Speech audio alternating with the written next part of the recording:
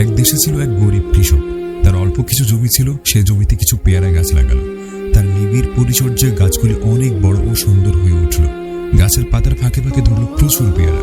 সে নিজে খাওয়ার পরেও একদিন কিছু পেয়ারা গাছ থেকে নামিয়ে বাড়ির কাছে ছোট্ট বাজারে বিক্রি করতে নিয়ে গেল।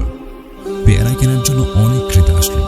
ক্রেতাদের মধ্যে একজনের পেয়ারা কেনার টাকা ছিল না, কিন্তু তরতাজা পেয়ারা খাওয়ার জন্য খুব লোভ হলো তার।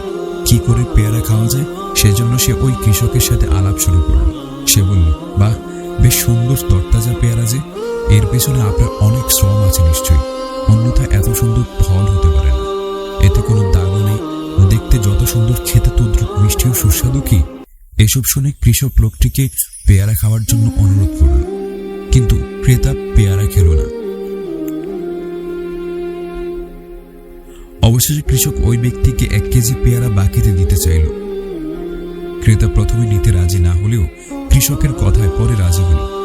ক্রেতা পুনরায় বলল, পেয়ারা খেতে ভালো হবে তো?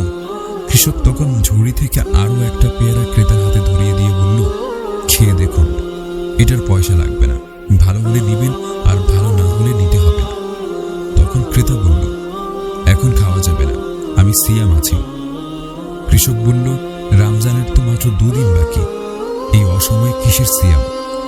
ক্রেতা বলল, গত রমজান মাসের কাজা সিয়াম আদায় করছি। ক্রেতা বলল, গত রমজান মাসের কাজা সিয়াম আদায় করছি।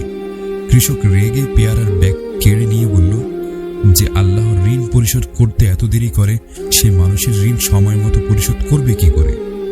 শিক্ষা: সময়ের কাজ সময়ে করতে হয়।